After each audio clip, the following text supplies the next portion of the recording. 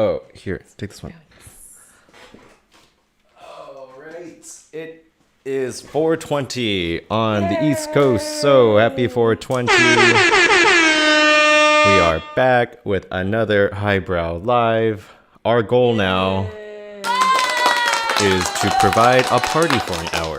But I guess we go over the news too. So.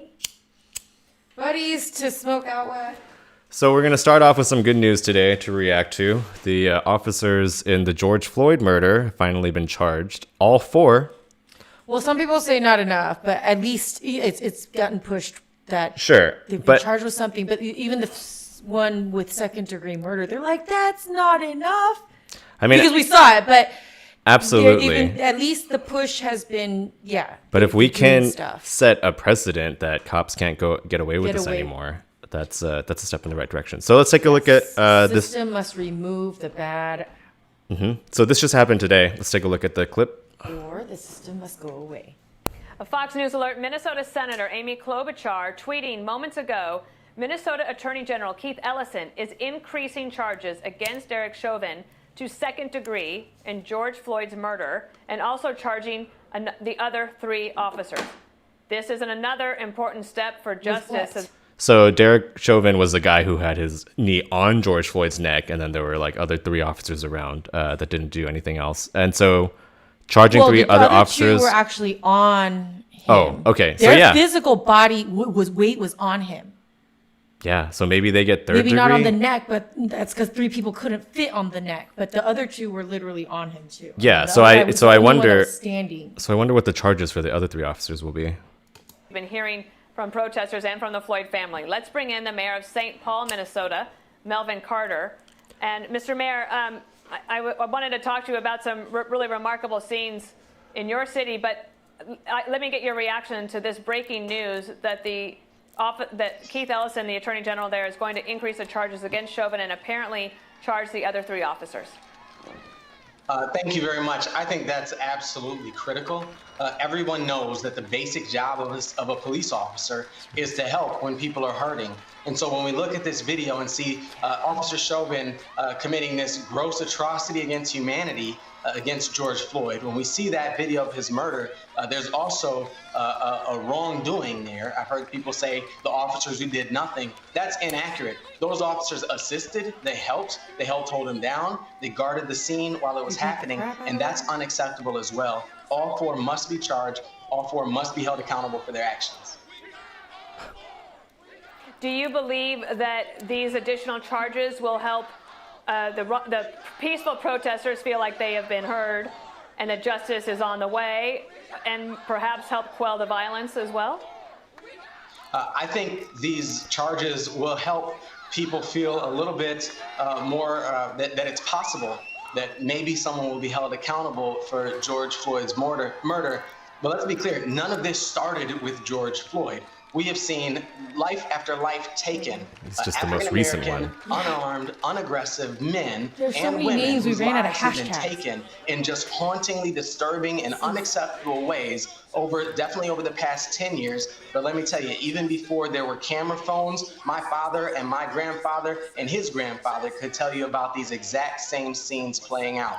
The anger out in the community is real and it's understandable. And I think what's really going to help people feel a sense of justice is not just knowing that this one case is going to be followed up on, but knowing that we as a country are ready and willing to do the deep, soul-searching type of work that it's going to take to make sure that this can never again happen in our country.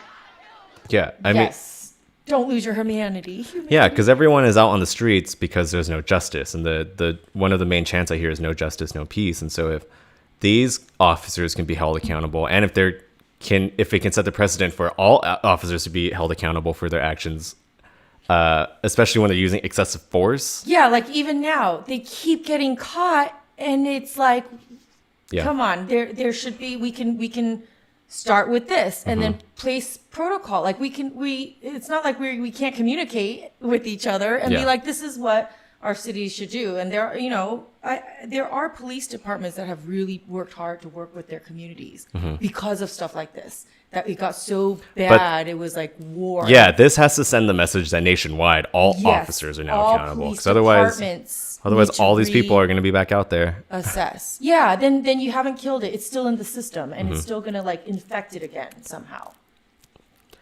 All right, let's keep going. To that this end, is encouraging. describe the scene for me earlier this week when you led an attempt at reconciliation. I appreciate the question. We woke up, same as everyone did, to just the haunting images on Tuesday morning of George Floyd's murder.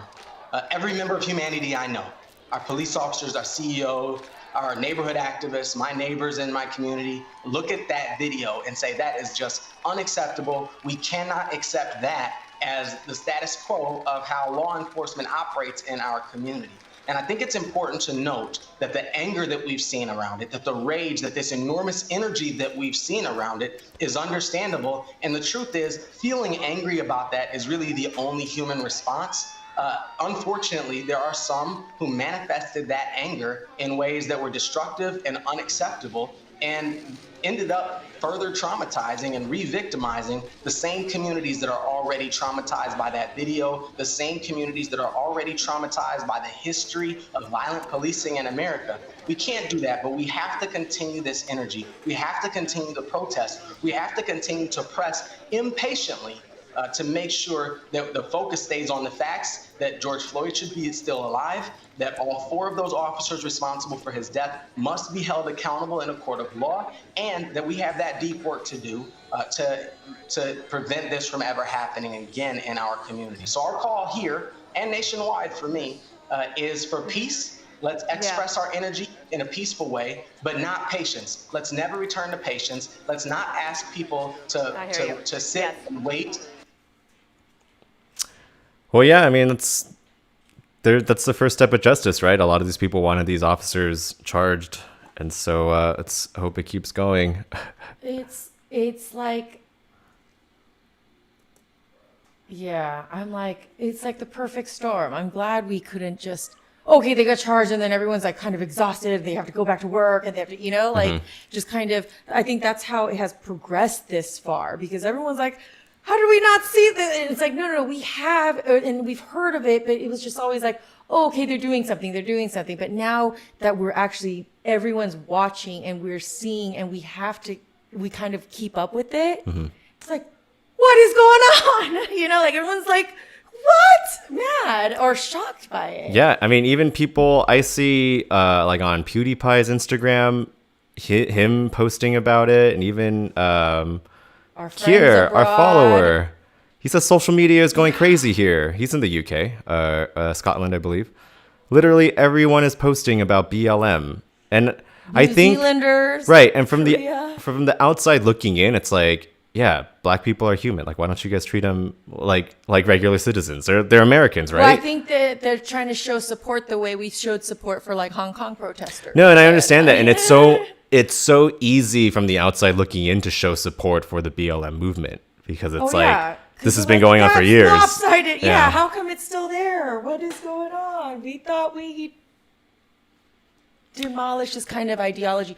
I feel bad because it's so many Americans have been like miseducated in how systemic racism now works, because now that it has gone on for generations, it's harder to see. It's hard, it's even people kind of, they get defensive because there's like this inherent bias that they have to then confront. Right.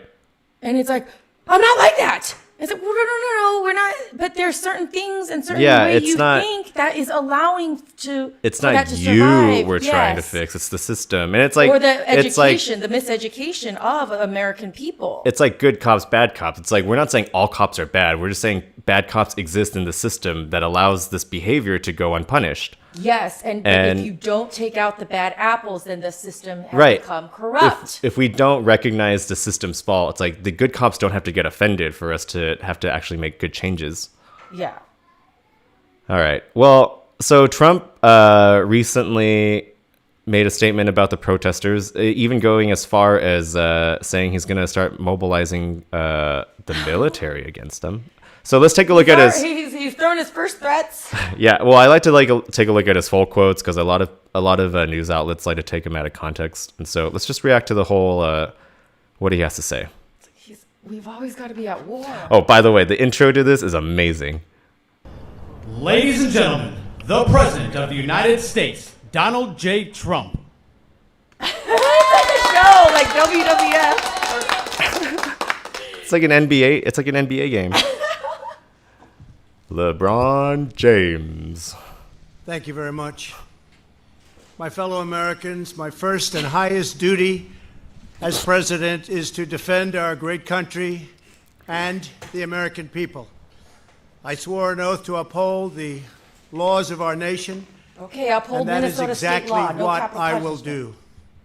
All Americans were rightly sickened So how do you and punish someone who revolted does that? by the brutal death of George Floyd. My administration is fully committed that for George and his family, justice will be served. He will not have died in vain. But we cannot allow the righteous cries and peaceful protesters to be drowned out by an angry mob. The biggest victims of He's the calling it an rioting angry are mob. peace-loving citizens in our poorest communities. And as their president, I will fight to keep them safe. I will fight to protect you. I am your president of law and order and an ally of all peaceful protesters. But in recent days, our nation has been gripped by professional anarchists, violent mobs, arsonists, looters, criminals, rioters, Antifa, and others. A number of state and local governments have failed to take necessary action to safeguard their residents. Innocent people have been savagely beaten, like the young man in Dallas, Texas, who was left dying on the street, or the woman in upstate New York viciously attacked by dangerous thugs. Small business owners have seen call their the police dreams dangerous utterly thugs? destroyed. New York's finest have been hit in the face with bricks. Okay, yeah, so he's painting like the mob as like an angry mob, and it's and, Looters and rioters. yeah, and he's like New York's finest have been hit by bricks, and it's like, did you not see the clips of New Well, York's that's why finest originally running over protesters with their I thought he was cars? talking about the protesters getting run over. So that's why I was Maybe confused. by other protesters. Yeah, I'm not sure I what he's was like, referencing, wait, but who's he just referencing? the fact that he's painting it as this, and he's not. I mean, he says he's on the side of the peaceful protesters, but No, he said as long as we can keep them peaceful, but he's already called them an angry mob that's looting and rioting. right, yeah. So he's already positioned them as the enemy. Yeah, that's what I'm saying. Like, what? Yeah. So let's keep going. There's still 4 minutes left, 5 minutes left. Nurses who have battled the virus are afraid to leave their homes. A police precinct has been overrun here in the nation's capital. The Lincoln Memorial and the World War II Memorial have been vandalized. One of our most historic churches was set ablaze. A federal officer in California, an African-American enforcement hero, was shot and killed. These are not acts of peaceful protest. These are acts of domestic terror. The destruction of innocent life and the spilling of innocent blood is an offense to humanity and a crime against God. America needs creation, not destruction. The spilling of innocent blood was the reason why this began. Yeah, I was like, does he not understand what shots were fired first? I know, and so Who shot them first? it's not his job to be judicial, like that's the court's job, but it is his job to execute. And we'll see what he. Well, and also like encourage and unite as the leader of one country. Right. And He be has like, the I executive want power. justice. Right. So This is the steps these are the steps we're going to take to get justice. Yeah. So Like, why? How did you go from that to like you're going to defeat some angry mob with like right, and so crazy weapons? if you're really upset about the spilling of innocent blood, why would you spend so much money mobilizing To an shed more. army Yeah. rather than he doesn't believe it's innocent. putting the executive energy in place to actually seek justice for the issue why the protest started? Anyways, okay, let's keep going. Oh, I don't know. Cooperation, not contempt. Security, not anarchy. Healing, not hatred. Justice, not chaos. This is our mission, and we will succeed. 100%, we will succeed. Our country always wins. Oh my gosh. That is why I am taking immediate presidential action to stop the violence and restore security and safety in America. I am mobilizing all available federal resources, civilian and military, to stop the rioting and looting, to end the destruction and arson, and to protect the rights of law-abiding Americans, including your Second Amendment rights.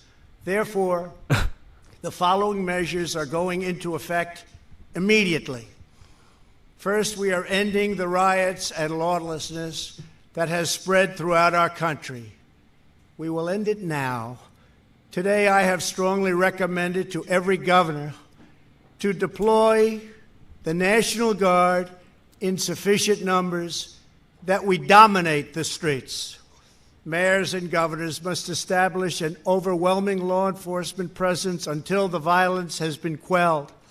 If a city or state refuses to take the actions that are necessary to defend the life and property of their residents, then I will deploy the United States military and quickly solve the problem for them. Okay, so before The residents didn't feel safe because of the police. You're going to send more police to...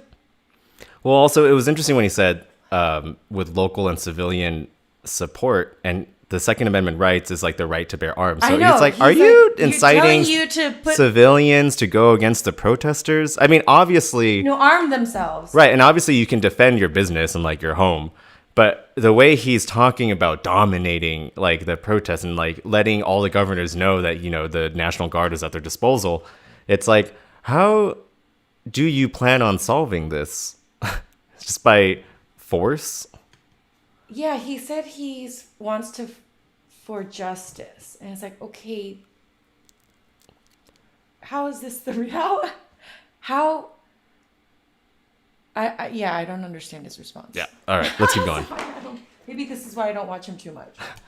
I am also taking swift and decisive action to protect our great capital, Washington, D.C. What happened in this city last night was a total disgrace.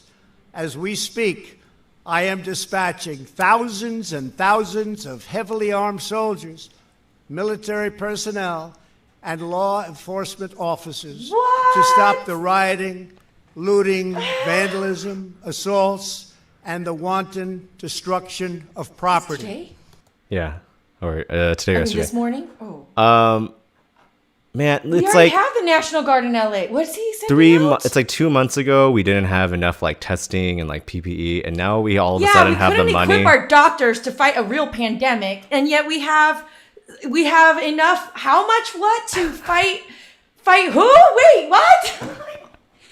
He's deploying thousands of military and law enforcement. I'm really afraid to like drive into LA now. I was like, wait, I thought there was National Guard already there. They told me that last week. We saw them. Who is he deploying? No, I mean he's deploying it everywhere because the protests haven't gone down. There's still protests in LA, and they're huge. They're huge, but they're walking in the empty streets, and it's like they're blocking traffic. And yeah, but President Trump wants to protect the peaceful protesters what about and all their those people businesses. who were armed to the T that were at just a couple months ago? Yeah, but they're not the ones At the causing Michigan problems. Protests. They're not the ones looting, or maybe they are. They just went without their guns. Okay, we got a minute 45, okay, so let's sorry. finish this clip. We are putting everybody on warning. Our 7 o'clock curfew will be strictly enforced. Those Whoa. who threaten Children. innocent life and property. Oh, so it's national now. Yeah, that must be a national curfew. We have a 7 p.m. national curfew. That's like the sun isn't even down yet. So my kids they're asking me if the virus is done. I'm like, no, now we got a curfew. And Dustin's like, what's the? I was like, I don't want to inhibit your want to learn about time by teaching you about some other abstract thing that's going to make you not want to learn about time. Well, just say after this time, the police beat up people, so you don't want to be outside. It's just like, what is this? I should have. All right, okay, let's go. We Arrested, have a 7 o'clock curfew. detained, and prosecuted to the fullest extent of the law. Just I want prosecute the the organizers of this terror jail. to be on notice that you will face severe criminal penalties and lengthy sentences in jail. Just prosecute This the 4 includes police officers. Antifa and others who are leading instigators of this violence. He wants to start a war. One law and order, and that is what it is. One law. We have one beautiful law. And once that is restored and fully restored, we will help you, we will help your business, and we will help your family. America is founded upon the rule of law. It is the foundation of our prosperity, our freedom, and our very We way of thought life. that was the case. But where there is no law, there is no opportunity. Where there is no justice, there is no liberty. Did he forget Where this there is is all no right? safety, there is no future. We must never give in to anger or hatred. If malice or violence reigns, then none of us is free. I take these actions today So you're gonna put us in curfew with firm and resolve send out the military. and with a true and passionate love for our country. By far, our greatest days lie ahead. Under a curfew. Thank you very much. And now I'm going to pay my respects to a With the very, very military in our special streets. place. Thank you very much. Greatest days of my life living in America. He said he's going to pay his respects. We have a clip on that later. But G-Man G says something interesting. I don't think this is about racism anymore. It's a larger, Well, it more systemic wasn't. issue. The majority of Americans are financially insolvent, and most of them are minorities. Most of them are minorities, but also there is an increasing number of white people who are financially insolvent, and they're actually in the streets because if you live in America, you're going to be marginalized for being poor. Oh yeah, they don't like poor people. Nobody likes poor people. Yeah, and so it's really it's Apparently. not necessarily Trump versus minorities. Now it's just Trump versus No, poor, but that's like what the I'm saying. because the That's- protesters out there, they have nothing else to do. Like, you know, it's like there's 40 million people unemployed. These people have no way to vote or like get like their, you know, politicians like attention to help them when they're giving like trillions of dollars in bailout. And so yeah, to the it's like, real looters. yeah, and so yeah, the They're Wall Street protecting looters. the looters that looted the stock market are like, and it's And so yeah, it's a class war. It's happening in America. It started with BLM, but now everyone's poor. and you know how many guess who is the majority of people in America that have to go to work late at night that aren't, you know, Yeah, absolutely. who are the 9 to 5ers? If you can work So- from home, it's like you're privileged. You are, yes, you already made it through the pandemic. And now this? Like, oh. I mean, this is an excuse to go outside because it's like, wow, a lot more people are outside. And so we can, you know, if they can kind of get under the same message that systemic change has to happen for everyone to prosper, not just minorities. And so, Yeah, I mean, but why does he just threaten to send, like, how does, because I who think, writes his speeches? well, What's going politics in America, it's all about making two sides and choosing one. Yeah, I was like, why are we so And so Trump binary is now, still? Like, Trump humans is are on, not binary machines. no, but our political system is. That's what I'm saying. Then it doesn't represent us. Well, it depends on if you identify as a Republican or a Democrat. If you identify binary as a human. Republican, then it does represent you. If you're like, yeah, we should be against the protesters. They're disobeying the rule of law or whatever. We should definitely send out the National Guard against them. Do you know what I Then mean? why don't they fix the problem with what was wrong with the rule of law? It's like, okay, let's go back Well, and they talk see- about the rule of law. Yeah, they see the problem. They see it working as before, and they see the rule of law being He obstructed obviously now. doesn't, though. That's not what Trump sees, Just and that's go not. And back anyone who to the identifies, four people that we're saying we want justice Yeah, and so do the people one now. Person show us with this one example. Trump is saying we have want his justice name. too. Don't you see? That's his message. Then how is he working for that justice? We have 4 people with names. He's that are working. live He's right not there working. in Minnesota, but he's not and yet working he's- for George Floyd. He's working for Republicans. Do you understand? So if the Republicans can make the protesters the enemy, then that's how they get them to like vote and to like donate, because and now distract the Democrats so they don't vote. Or I guess it doesn't matter. Trump's speaking to the Republicans. He's not speaking to the Democrats. He's saying that the protesters are the enemy. And the law-abiding protesters I are don't the think you think all the Republicans. protesters are Democrats? No, but I'm saying he's making them the enemy for the Republicans. It doesn't matter if they're Democrats or not. Oh yeah, he's just playing his political game on the podium. Yeah. While the country's in like. No, but that's what American politics is. You make 2 sides and you take one. Oh. Well. So let's see what Trump had to do after that speech. He said he had something very special to do. Run down people and try to go to church when it's closed. That's in the fall. Let's take a look. The Hill covered this.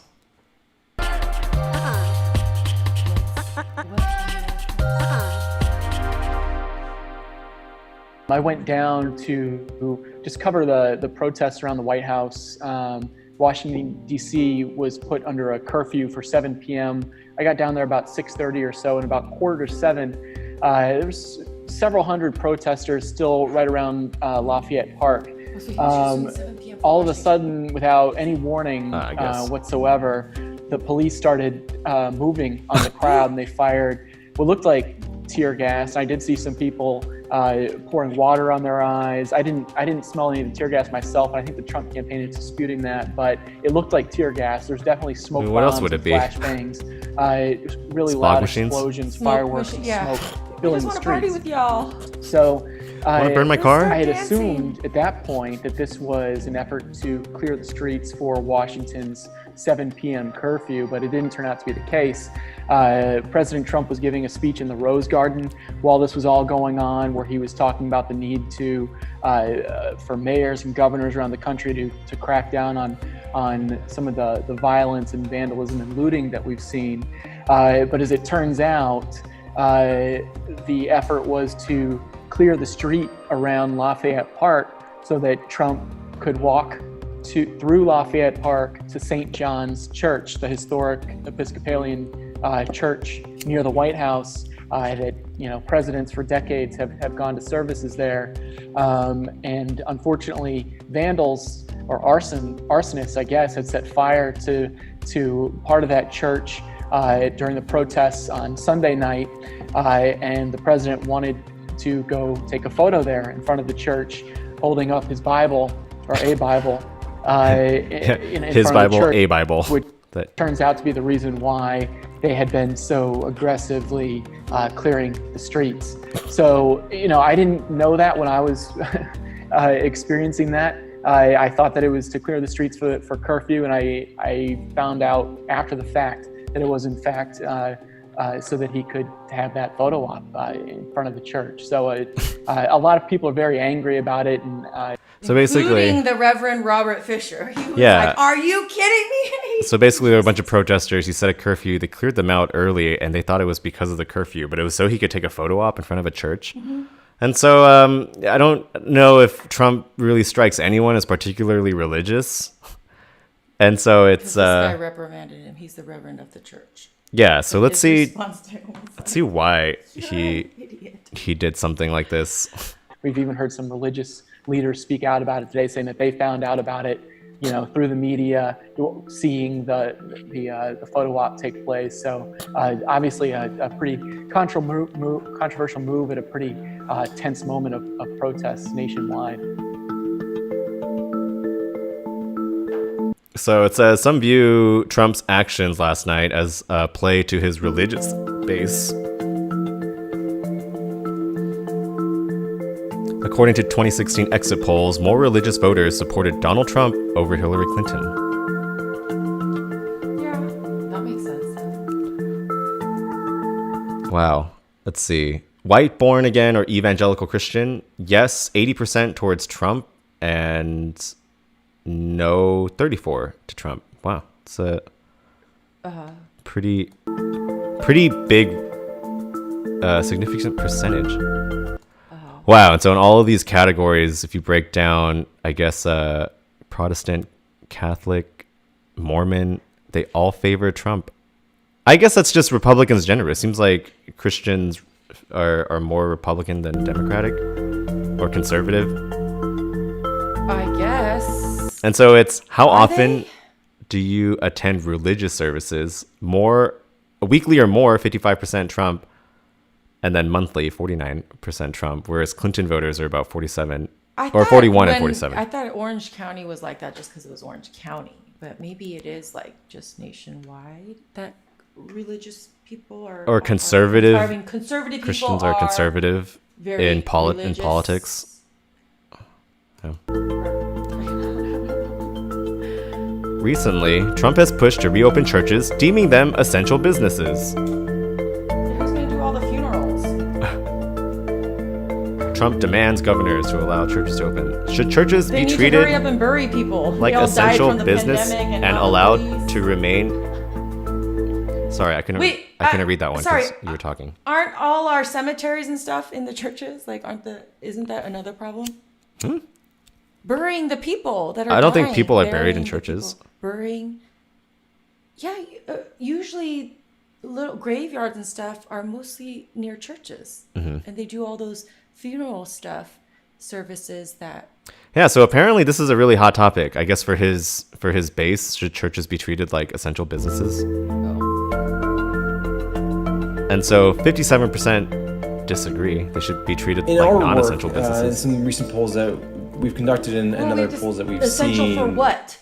people who attend religious services more often, evangelical Christians, tend to think that Food banks? churches are more likely to be an essential institution for them than other Americans, which is not terribly surprising. But a lot of that, I think, is also symbolic as well. So these folks aren't necessarily in church, but they do, because it is such a critical part of their daily lives, and a lot of their lives are centered around their religious community. Then that's sort of how I think they're approaching it. I think it's certainly a symbolic moment that, Trump standing there, it looked like he was holding the Bible upside down, treating it kind of like a prop. And, A lot of people do. I was thinking how much more powerful would it have been if he went out and simply prayed, prayed for the protests to end, the riots to end, prayed for no one else to get hurt, prayed for, Americans being able to come together, and addressing some of the hurt that the African American community and other communities have suffered. So I think that would have been an incredibly powerful moment, and I think had resonance beyond his sort of conservative white Christian base. And that's going to be the problem, is that those folks will never leave him. They've already stuck with him through, all the travails of a fairly rocky administration. Okay, so that's kind of worrying because you just saw in the speech before, we were talking about how he's painting the protesters as the enemy. Mm-hmm. And then he goes off and does this, and it's like, oh, that explains who he's painting a picture for. It's like his base that would never leave him. And so if he can start with like those group of people talking about the protesters as like a violent, angry mob of looters. Well, those people are already racist, aren't they? I understand, but he's that way. Drawing the lines so clear by like holding the Bible and like talking about the protesters, and it's like, oh my goodness. I don't think he reads his Bible. No, he does. That's why it's a move. I don't think he knows how to pray. Because the guy was like, he should pray. And I'm like, then he'd have to learn how to pray. No, that's like, the thing. He doesn't know how to self-reflect and sit and meditate and like. That's the thing. He's not a religious person, but he's trying to influence his religious base to look at the protesters as an angry mob. Yes, and get their votes. Yeah, why else would he have this photo up right after he mobilizes the military against them? It's like, have we ever seen Trump do a photo op in front of a church with a Bible? Yes. I mean, yeah, but it's not. They're far and few between. A fairly rocky administration. through impeachment, through scandal, through a pandemic. And so, the problem is that they're only, for Trump politically, is that they're only about 35, 40% voters. And so where do you cobble together the remaining 10 or so percent to get you, or maybe less, he needs less than that nationally because of the Electoral College, but he still needs a good chunk of folks who are maybe less comfortable with some of his behavior. And so what a absolute amazing moment that would have been to reach out to sort of express some kind of empathy, compassion. But I think this president's simply incapable of doing that. Anybody? Has demonstrated that repeatedly that his instincts are to attack. And so that is kind of an odd combination when you try to bring in a religious backdrop, a sacred religious text. So I think it becomes kind of awkward for those of us seeing it. But I think instinctually, he's always thinking about his base, and he's thinking about ways to kind of attack his political opponents. Keep his job. Well, yeah, and I mean that's exactly keep his job so he doesn't go to jail. That's exactly what it is. He's not particularly a religious person. He just wants those religious people to look at the protesters like the enemy, and then it's a numbers game. I think he wants votes too. And then he's like, "This is why we need to look at your internet history so we can catch these guys." And then all of our censorship and security laws are unwritten. Everyone wants to do it. Biden would do it too, probably. Do what? Just repeal all the internet security. Yeah. Well, then, what's funny is they think by law that they can protect them. They're like, we want this to go through except for senators. I'm like, you think you can build, you don't understand what Apple's problem is with this? Mm-hmm. Like, fine, leave the back door. But. So Trump obviously is trying to paint the protesters as the enemy. And I know that because, when you listen to him speak about it, he references like peaceful protesters, but then other than talking about the George Floyd incidents, he doesn't actually talk about, he doesn't talk to the protesters directly about any of, what he's going to do to fight for justice, what he's doing on that part to fight for justice. Yeah. And then you guys fight for justice. Good job. You do that. Right. But if it gets ugly, I'm going to have to. And then on behalf of the peaceful protesters, he's like, I'm going to send out the military for you guys and everyone that's staying at home and being good. That's why I'm scared. Can he can't even tell the difference. Or can he? I don't know. And he go hide out in a billionaire's yacht. Step 1, find a billionaire. Just hide out in a, where do rich people go? Golf courses. Oh yeah, I was about to say, it's like, go to a country club. When you were talking about, I think it'd be really hard to find a billionaire at a country club. But you know how you said, oh really? I don't know. What are churches essential for? And it's like, yeah, they're kind of like we were talking about this before. They're like nonprofit country clubs. They're like a great place for like people to like go and meet people and be part of a community. I know that there are good churches I've seen, and they are what they do, and they run the food banks, they run the free clinics, like health clinics and stuff. I'm like, okay, if you're saying that they're right now in a pandemic, that church has already been helping the community in a medical way, then yeah, they can stay open for that. Or if there's a food issue and that church uses its nonprofit, I'm sure to do even if food bank they're stuff, doing either of those, they'll probably have licenses. I think the vast majority of churches are not essential. Like probably 98% of the churches in America do not do that. Oh, and there's churches that are connected to schools too. And yeah, but they still need their school licensing. They're so I open in different ways. That's why I'm saying essential for what? You have to define that. And that's why it's like the argument to reopen churches when you've closed down like everything else is so absurd. It's like, okay, we'll do it, but define essential. Yeah, that's as simple as that. And he just like goes off on something. It's like, yes, okay, we can agree. We all want justice. How? Let's lay it out. You're the one that can met law and order. I know. We want law and order, so met it out. Why are you going to threaten us if we, I don't understand. He's threatening you because he's saying law and order is being broken by the protesters, not by him. Yet he says he's with the protesters and that he wants justice. He's with the peaceful what is protesters. Not justice if that the law and order has been broken. Mm-hmm. So we want it restored. He's with the peaceful protesters for what they're seeking in that part of justice. He says he has the power to met and keep law and order, but he's he speaking, can't do that? He's not That is speaking to the protesters, though. He's not speaking about law and order for the protesters. He said, "We're with you, peaceful protesters." I know, I understand that, but when he's saying I'm law, a peaceful protester. when he's saying This law is and what order, I want. yeah. But then There's 4 he people. goes up and he holds up a Bible. Do you think I those read my Bible protesters? too. I know, I understand that, but it's like those people.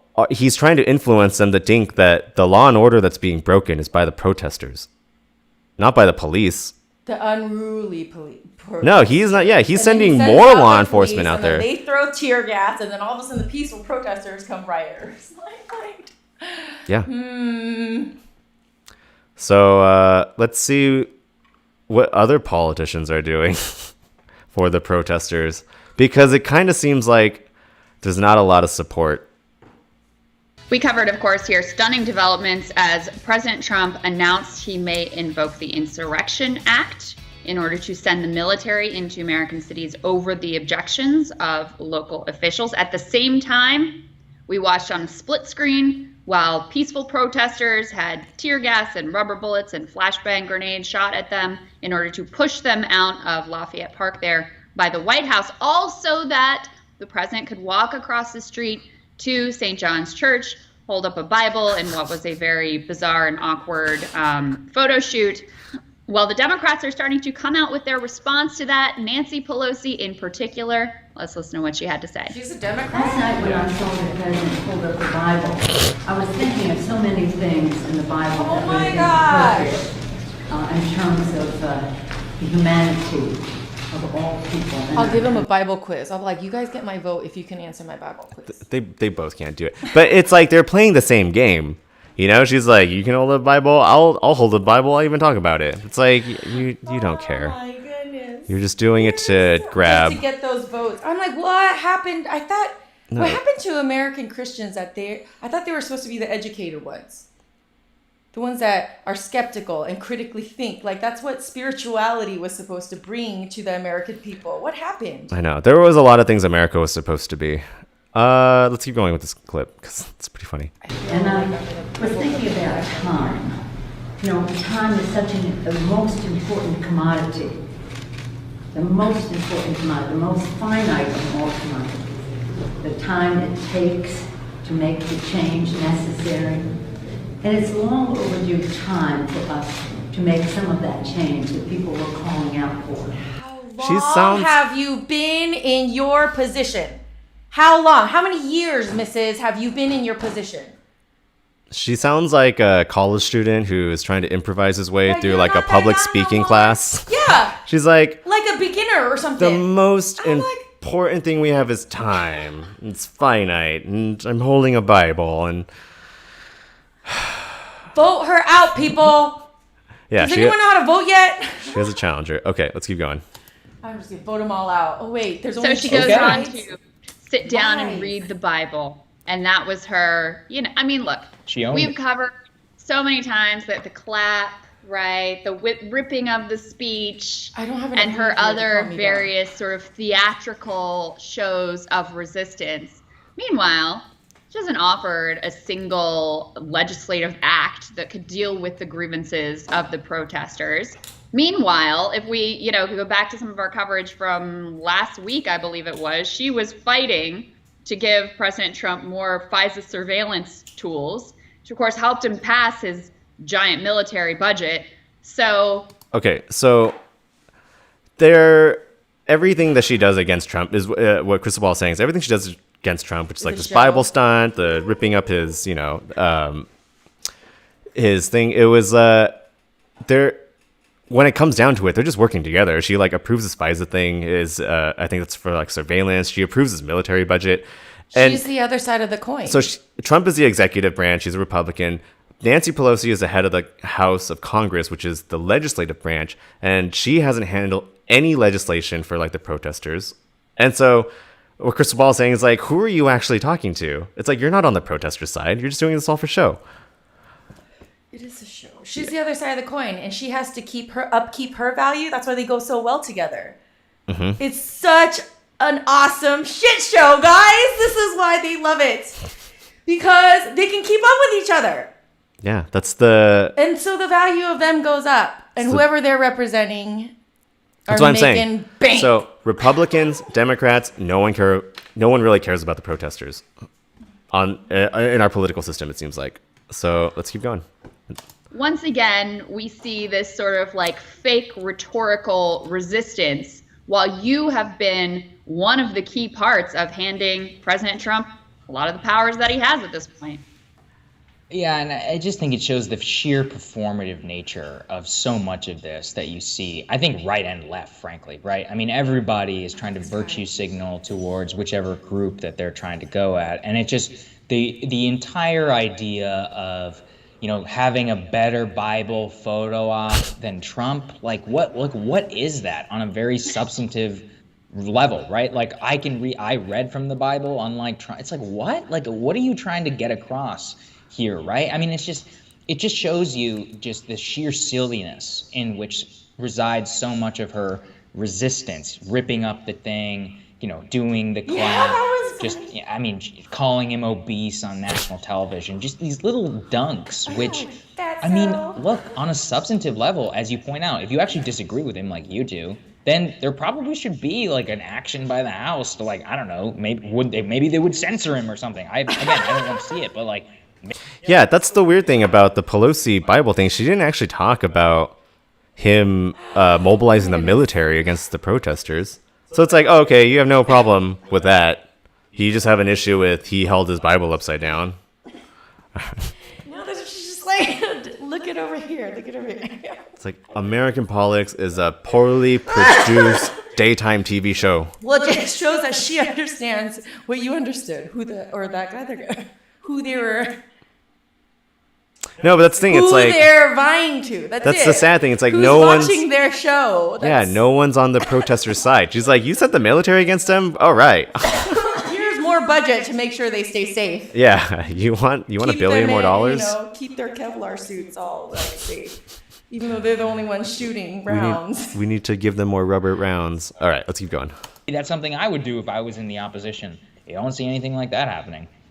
Yeah, no, you don't see any actually, they like to pretend like they have no power. Like, you are in charge of the House of Representatives. So the House. There are things you could be doing. You're not doing them. In fact, David Sirota had a great piece of, here are 10 things that Pelosi and the Democrats in the House could be doing right now. They're not doing any of them. And we've talked from the beginning about one of the reasons that this situation is so fundamentally dangerous, fraught, potentially explosive, is because there is no trusted national leader, period, anywhere around to be found. We saw, President Obama posted his Medium post about go vote. Nobody cared. Joe Biden gave his speech, which I think, for him, I think he did a pretty decent job at, but he's sort of irrelevant to the conversation. You and I disagree about President Trump's response at this point, but I think it has been, to me, what he has done vis-a-vis these protesters and threatening to send in the U.S. military is the most unconscionable act of his presidency. I know we disagree on that, but putting himself against the protesters.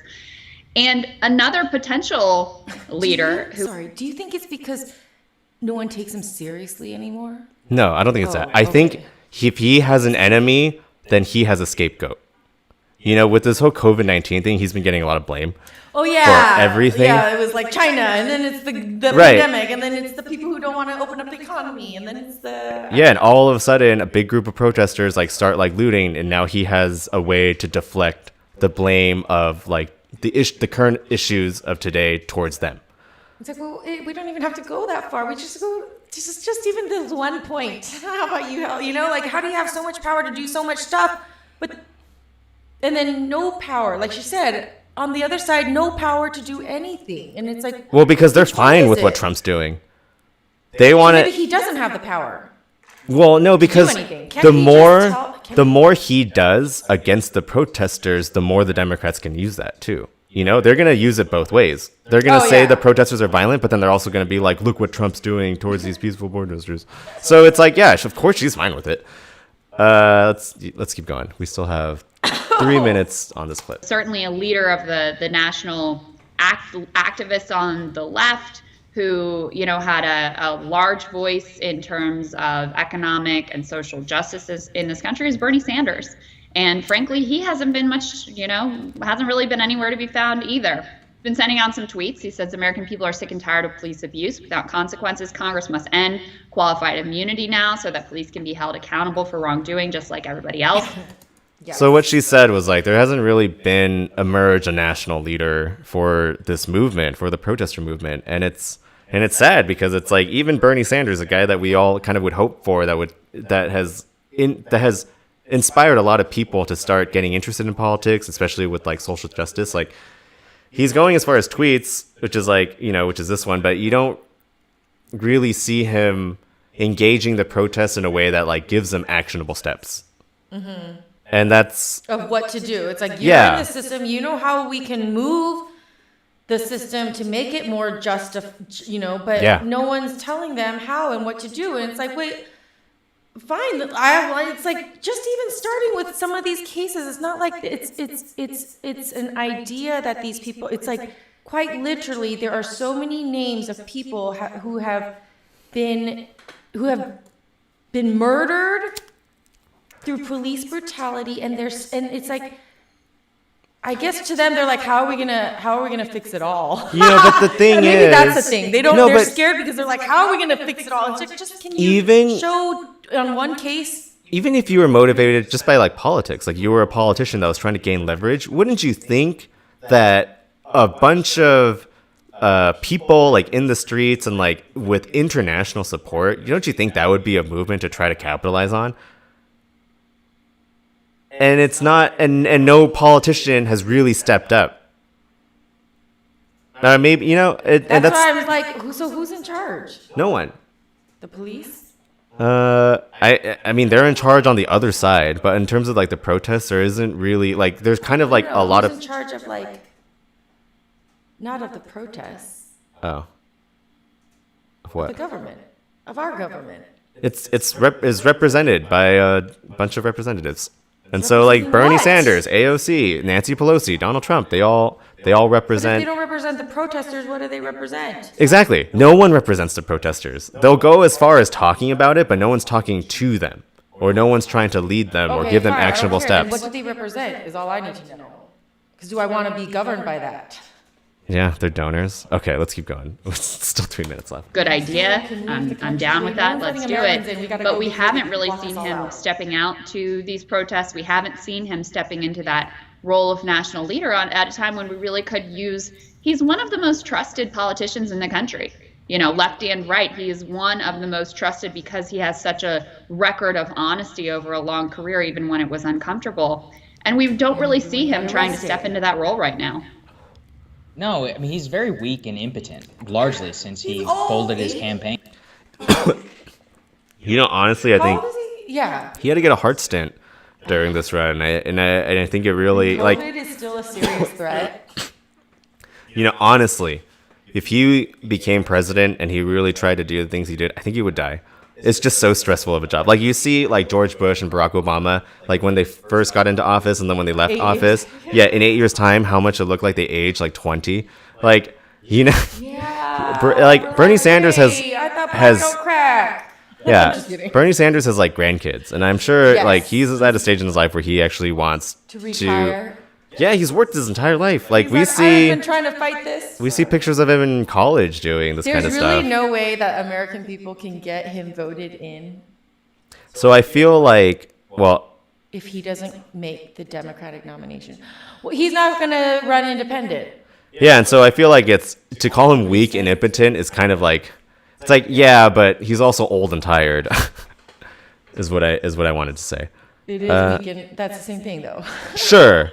But it's like, said in a nicer way. It makes it seem like he's choosing to be weak, which is true, but it's as because if he didn't fight before. Right, and it's because he only has so much strength left, and it's like he needs that strength to like live the rest of his life. How about we just weed out the actual people who have been there and who historically have showed nothing on their record to be fighting for the people and remove those guys. Yeah, I know. Okay, let's keep going. Just 2 kind minutes of 30. gave it over to Joe, said, hey, you can have whatever you want, and then just folded up shop, and that's pretty much been it. And, I mean, look, I don't think this is a working class up. See, what you said, why don't we just give it to someone without a record? That's what we tried to do with Trump. I know, and I'm actually having fun this time around. Yeah, it's not bad. But yeah, I'm Joe learning Biden. way more about politics than I ever was like. Joe Biden has a terrible record. Joe Biden. Oh yeah. Yeah. Okay. Yeah, and for Bernie Sanders to just hand the nomination to Joe Biden, I think it's just like, I'm not gonna fight you. Even I'm fine. after yesterday, Biden doesn't have enough to get the what is it? The he's at nomination 1921 outright. instead, and he's minus 70 or something. It's like, and then next week it's going to be Georgia and West Virginia. That's like 400. Like they just gave up. They ushered him in, and Bernie knew that. He saw that. So why fight all the way to the end? Yeah, I don't know. Maybe he's hoping he dies. That much? Oh. Okay, let's keep going. I think it's actually pushed by the richest, most powerful people in America who are justifying and really reveling in a lot of what we see on the streets right now. But if this is, as people like you think so, and then where's Bernie Sanders, right? Who's the guy who talked such a big game about protests and organizing? And, I mean, whose own record he would always point to how he was involved in the civil rights era. I mean, I think it's pretty embarrassing that I saw Elizabeth Warren out on the streets yesterday with her husband and her dog Bailey, and Bernie has yet to be seen at a single one of these things, has not given a speech, has not even tried to lead on a legislative effort. I think it just goes to show how after he lost the nomination, I'm not really sure what happened. Either he was just full of it the entire time. I think that is definitely the case in some. So they wouldn't even make him VP. Or what if his VP and then he'll be president 2024? Maybe. I don't know. Yeah, I don't know what the strategy is. I don't think they. Yeah, maybe. The rhetoric and the existentialism in which he painted it. But look, if you really believe this is a big uprising and all of that, where are you, Bernie? Because you were the guy who was basically calling for it for the last 5 years and now nowhere to be seen. Well, and to your point about what is this moment about? Right? What do the protesters want? What are the bounds of the conversation? Does it stay in a narrow lane that just looks exclusively at the flashpoint issues of policing and race? Or is it a more systemic conversation? Bernie Sanders is one of the people who's been most effective, at talking about that broader systemic structural situation. I mean, in my view, his approach, his push for social democracy, where people have power and agency and economic rights secured, to me, that's the only approach that ultimately gets us out of this dynamic. So his voice and his clarity on that issue is very much missed. I would say that Dr. Cornel West, who of course was a big Bernie supporter, Killer Mike as well, our own Nina Turner, I would say they have been really important and courageous voices pushing the movement in that direction. But it's a loss to not see Bernie out there, is my view, in shaping the conversation and molding the demands in the direction that this energy is ultimately channeled. Voting on the 9th. Yeah, so what she said was Bernie Sanders was really good at pointing out the issues and then also educating on the systemic issues that keeps those issues happening. So it's why do because he's on at the legal side, the written side. And so it's why are people going bankrupt every year from hospital bills? And it's because private insurance and private, big pharma. And it's all of these things that he said was happening are now kind of happening. And that larger group that's coming together, that have come together from separately from Black Lives Matter to everyone who's home with nothing to do, and they have they're suffering economically and financially, they've been marginalized during this crisis, and then and all of the 40 million who are unemployed also don't have health insurance, who joined the millions who also didn't have health insurance before it started. And so it's to not see a national voice, the one that was doing it before, to not kind of seize the opportunity now. It's it's even more of a potential that's missed because he's the one that instructed us basically this far. if the Democrats want to really, really do something, then don't flash a Bible. Go, yeah, make Bernie VP. That's the thing. It's like the Democrats will only go as far as nominating Biden. They're like, this is as progressive as we can get. Which isn't progressive at all. Yeah, but that's the thing. It's like, what options do the progressives have other than Joe Biden now? That's the thing. They know the progressives aren't going to vote for Trump. I know. Their Mexico, only guys. option Let's is go not buy vote. some. I want to. Like, no Californians. No one wants us. What? I'm California. like, you Yanks They branded are us. so backwards. All right. We're ready for another 420 in 5, 4, 3, 2, 1. Yes. Happy 420.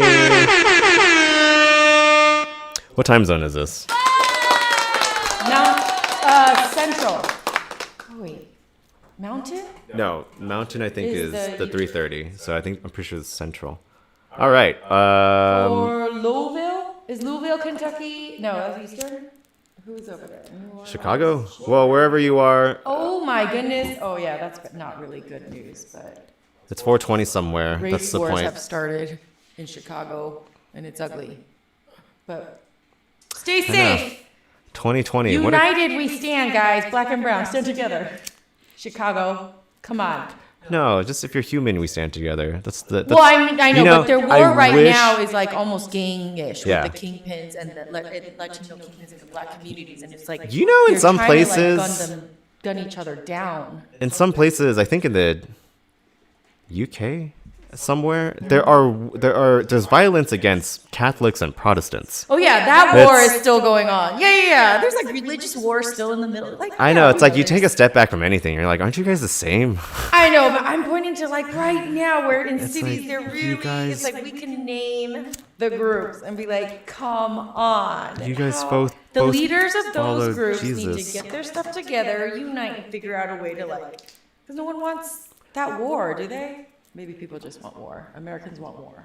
That's the thing. It's like, yeah, all those groups have to get together, but Why? if you don't have anyone leading them, it'd be really hard. All right, so we try to end every show on a happy note. So I put together a bunch of clips of cops and protesters. They're no. not all bad, but this one definitely starts bad. Maybe we should make a compilation of good examples. Can you? No, there are good examples in Oh. here. Can you move back maybe like 6 inches? Some of these kind of go down the screen. Okay, that's good. That's good. All right, let's react to some clips. This first one. Oh, nice. Yeah, that's fine. It's fine. To be seen. Okay, this first one is a cop that I saw, and I was like, wow, I cannot believe how excited this cop looks when the riot started. I thought it was a game. He looks like he's trying to. This guy right here.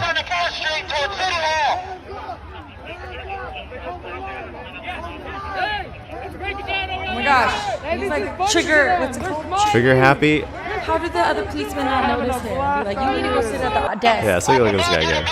He's Go like, sit at the desk, dude. Who gave him that big old gun? he's getting like pumped. He's like pumped up in his head and like happy to be there. Do you know how strict it is? Woo! He's like, Hey, this is funny to them. They're smiling. yeah. Even the protesters like they're smiling. That's It's what funny to that them. one knows. He's gonna pop off and he's gonna go videotape it. He's a good journalist.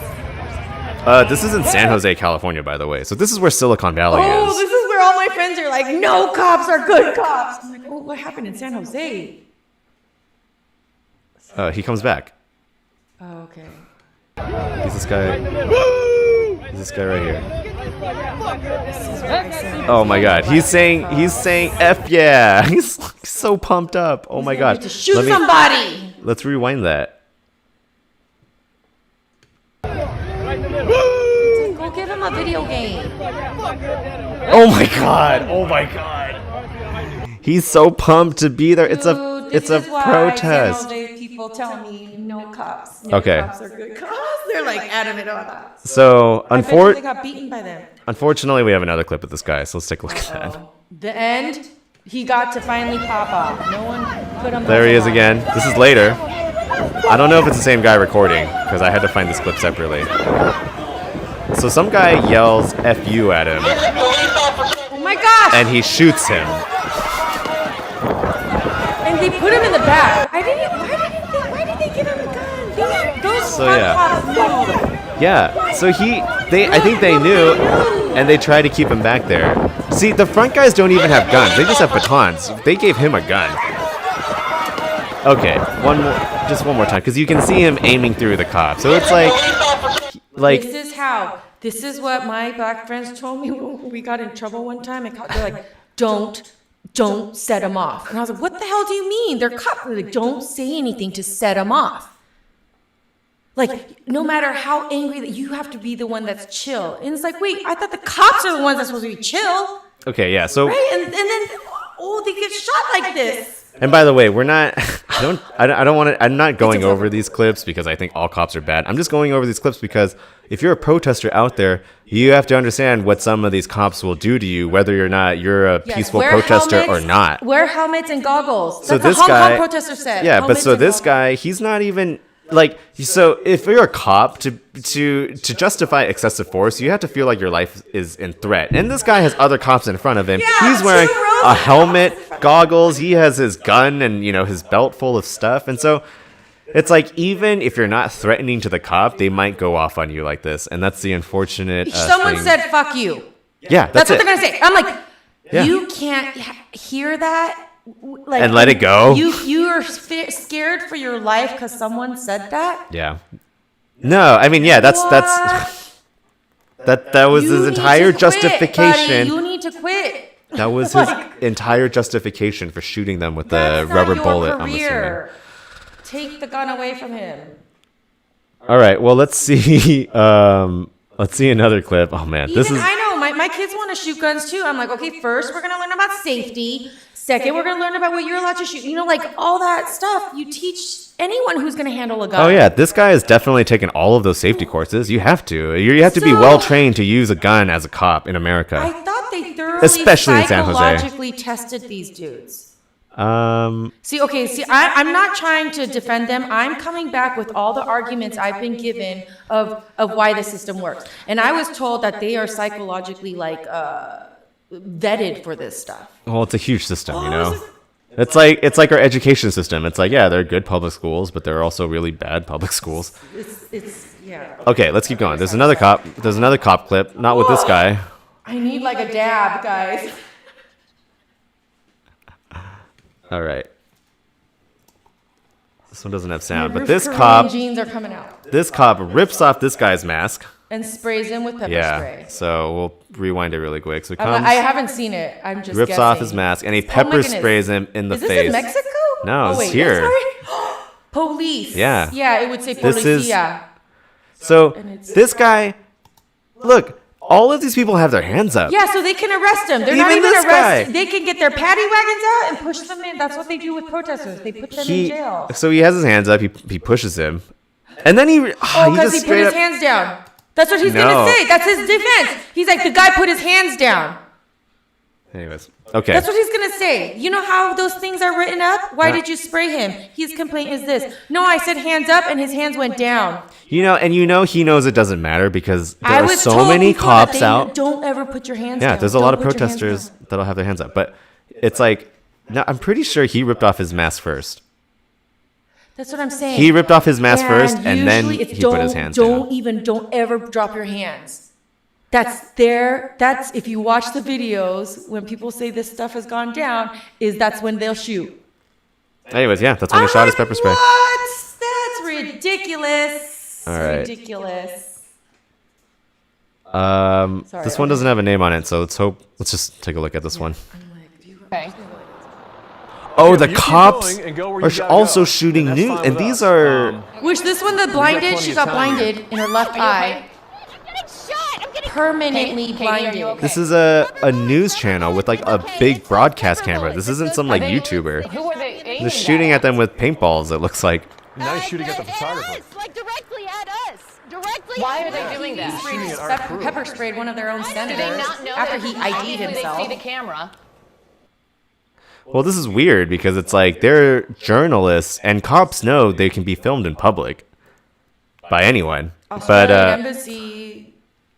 filed a complaint because part of that Washington D.C. when they went to clear the thing, they knocked an Australian journalist and stuff, and so they filed a complaint, and the state's like, okay, we've received it. Yeah, let's take a look at this clip one more time. Right through the shredder. Okay, well, you keep going So and go where you they're gotta approaching- go, and that's fine with us. Okay. We got All these plenty of time cops. here. Yeah. And then just no warning. This guy just starts unloading on them. Rubber bullets, it's okay. It's those pepper And we've bullets. got audio. Dude, and she's It's not like, okay. She doesn't know what a rubber bullet is. yeah, but she thought she was shot by a real bullet. That's why she's like, it's okay, it's okay. Because she thought it. Ugh. Oh, geez. And so it's like, those rubber bullets are like, they'll yeah, knock who's you out. They'll kill you. whose side On are the right cops way. on? The streets, the businesses, I guess. Property. Oh, okay. Here's an example of a good cop. So the property owners. Here's an example of a good cop. This cop is kneeling with the protesters, but some other cops don't like that.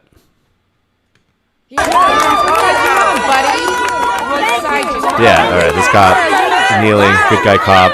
These cops calm. You can't even do that in the NFL, buddy. You can't even do that in the NFL. Wow, they're attacking the cops that were. They attacked the cops. Oh, and look at this guy. Look at the balls on this guy. Damn. Gosh! Oh crap! Give him back to us. We'll keep him That's what I'm safe. talking about, brother. Yes, take that knee. I respect that. Take that knee. Yes, man. I respect that. I respect that. Yes, man. You understand what we Yes, man. Yeah, so he looks like he's a cop of color, a person of color. But that's the thing. It's like even within, like you see like cops like on like social media, and they have like "We stand with the protesters" or they're kneeling, and it's like that's, I guess, great if you have the cooperation of like your sergeant or your higher up or whatever. But then if you're in a place that's strictly like we're not part of that, it's like you're not even given the option to show your support as a cop. Your only option is then to basically see the protesters as an enemy. Well, because they're quite literally lined up against each other, and most of these protests are about police brutality. The ones that have been very calm and good is when police and sheriffs have taken the lead in standing down and disarming themselves and standing and walking That's what I'm saying. alongside the protesters. Be like, we'll make sure you go through the right streets. We'll make sure we don't block traffic. We make sure your voices are heard. Yeah. And they're done peacefully, but That's what I'm saying. If you don't have the cooperation of your sergeant or your higher up, your You only can't do it, option yeah. is to see them as the enemy. Let's take a look at this again, because it's they're literally lined because he has to stand his line. They're pitted against each other. Yeah, just watch how they like treat him, like how they yank him. It's not even like they talk to him. Because they have to understand what their stand is in that city and their police are. They push him. They're like, what are you doing? Wow, they're attacking the cops that were. Right, he goes back to it. He's like, I wasn't doing anything wrong. And then they yank him back like a. Like now they're gonna get violent. Look, and then De-escalate, guys. We can de-escalate. and they obviously say something to him because Oh yeah. he doesn't kneel again. Anyways, so yeah, it's if you're in a place where you have a good police department who's, I guess, compassionate towards this movement, you have the option to engage with your community. But then if you're not, then you Yeah, can't. and these sheriffs, come on, who wants to run for sheriff? You can win over your community. So those are all voted in yeah. elected Yeah. seats. So we went over a bunch of examples of bad cops. There are also bad rioters, and so here is a example of protesters turning a rioter to the cops, which I think is pretty cool. So this guy is he's hammering. And they're letting him until he gets one to throw, and then they can charge. Right, so he's hammering the sidewalk so he can throw bricks. Maybe not even at the cops. Maybe into buildings so he can loot them. So those other. He did it right in front of the line of cops because he wanted to start a fight. Like he was instigating. So all these other protesters grab this guy, the guy in the white hair. That's the guy. That's the guy who was hammering. The old white dude. I don't know if he's that old though. He seems pretty spry. Maybe Yeah, he he's just been holding on to them. Like, Yeah. oh shoot. he grabs their buddy in that hood. They get him back. Don't worry.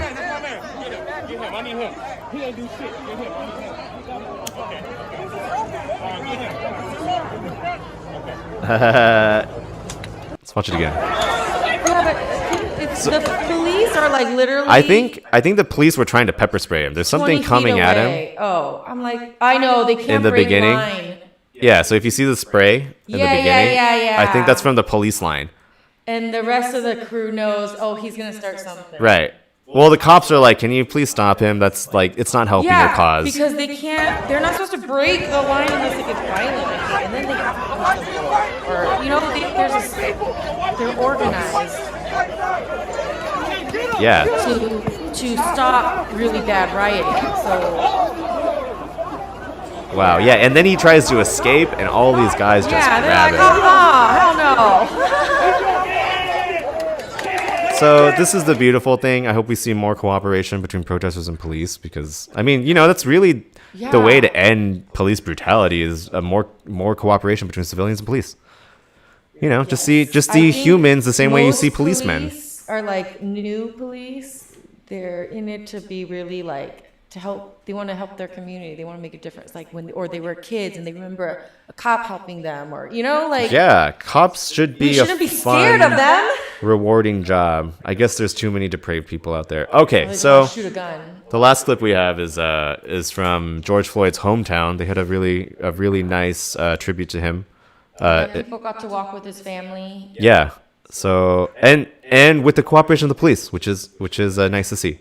So let's take a look. And other groups. In There were Houston, groups right? That wanted to, yes, Yeah. Houston. These are the cops, and these are, I think they called them the Rohirrim for George Floyd. I don't know if that's a Lord of the Rings reference, though. Yes. Lord of the Rings fans were a little upset. because I wish I had. they referenced correctly. It was supposed to be War. But anyways, black cowboys, original cowboys in the U.S. So cool. So cool. I would never want to own a horse, but they seem cool. Well, Like- and historically we've used them a lot, and so Texas has a lot of them. It's kind of fun. They're very. Yeah, it's just But the- obviously they've got tech to do, Well, they have, the maintenance on a horse, it's like as expensive as a car and like. LA has them. No, I know, yeah, a lot of They people. can get into places and yards and places in LA that are tight for even motorcycles. Not a dirt bike. I've seen them wake up homeless people who are sleeping in front yards of people's homes on the horses. Oh my gosh. You realize how tall horses are when you see them right in Mm-hmm. front of an SUV? It's like a moose. Look how big horses are. All right. Well, that's it for today's show. I had a lot of fun. I hope you guys did too. Do you have anything else you want to say? No. All right. Oh, we did the 420. Oh my gosh. Yes. I Special. smoked a lot more than I got all. Like, I know. So we might I start. smoked more, so now I'm like super high. I'm like, what time is it? So we're gonna start doing video game content. I think we might start Farming Simulator. I think that might be fun. So, but if you guys have recommendations of games you want us to play, let us know.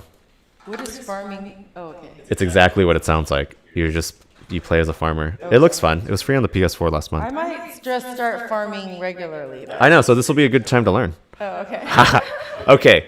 Thank you guys for tuning in. We'll see you tomorrow at the next 420. Remember to take your cannabis prophylactis. It's COVID-19. Yes, If cannabis. You're going out for protests, keep the weed. I'm just kidding. No. They say don't have anything illegal on you. Don't turn off all your biometrics on your phone. Just Oh, am I in?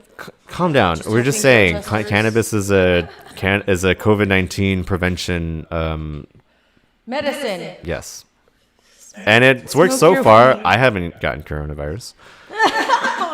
And if you don't have buds, wear your buds. Famous last words. I haven't been on a ship that sinks, says Leonardo DiCaprio. Okay. Have a good one. Stay safe, especially if you're out protesting. Remember, not all cops are bad, but some cops are crazy. So, we'll see you next time. Bye.